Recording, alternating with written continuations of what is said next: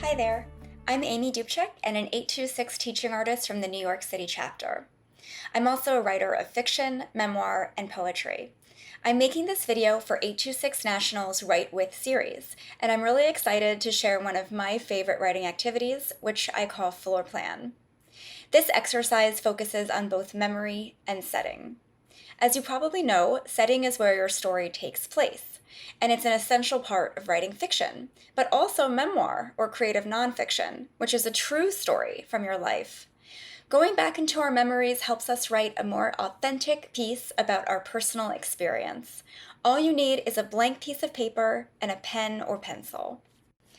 First, I want you to think of a house or an apartment that isn't where you currently live, but that you remember vividly. It can be a friend's place or your aunt's, uncle's, grandparents' house. It can also be a place where you used to live, so long as you remember what it looks like inside. So you're going to take your blank piece of paper and your pen or pencil and start drawing a simple floor plan of this space.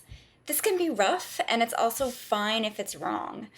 Just try to draw it from memory and make sure to include all the rooms that you can remember. Once you have your basic floor plan, which maybe looks something like this, just very basic, lines, put little dashes where doors are, and I labeled the rooms too, which helped me along the way. So once you have that, you can start adding some things to the rooms if you want. Maybe you want to make some shapes for where there are beds or couches or chairs or tables or desks or bathtubs or other large pieces of furniture. So once you've drawn some of the big objects, maybe you've labeled them, couch, table, I want you to think about the sensory words that belong in each room. So sensory words are those that appeal to the five senses. So that's sight, sound, taste, smell, and touch. So here are some examples of sensory words that might appear in a floor plan. So maybe a room is very loud or quiet. Maybe a room has a certain smell, especially the kitchen. It might be bright or dim in one part of the house. It might be cold, warm in another part. Maybe there's a room that's got a blue carpet and blue walls.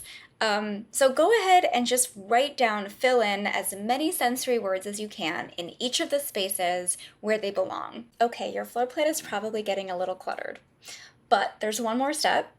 I want you to think of the things that you've done in this space or just things that happened here. For example, you might have played here when you were really little, or maybe you had a sleepover with your cousins, or maybe you waited out a blizzard. Maybe you got hurt once here. Maybe you watched a really good movie.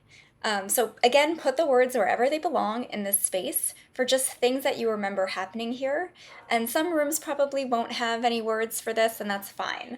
Now take a look at your floor plan and all of the words and phrases that you wrote down. What story is coming to mind? What is your attachment to this place? What do you remember? What did you experience here? And now I want you to start writing, and you're going to use this floor plan to help guide you, so that way you can ground the piece in sensory details that will help make the setting come alive for your reader. You can focus on one experience or on a repeat tradition like a family holiday or on a relationship that you associate with this place, so long as you anchor us here. You can also move beyond the place if that's where your writing takes you, but start there. And you can reflect on this place from the age you are now, or you can write from a younger version of yourself and let us be immediately there in the moment with you. Thank you so much for writing with me today. I'm so excited to hear what you wrote about, and I'm sure that it'll be wonderful and rich with sensory details. If you'd like to find the full version of this spark and even more writing inspiration, head on over to 826digital.com for hundreds of free writing activities from 826.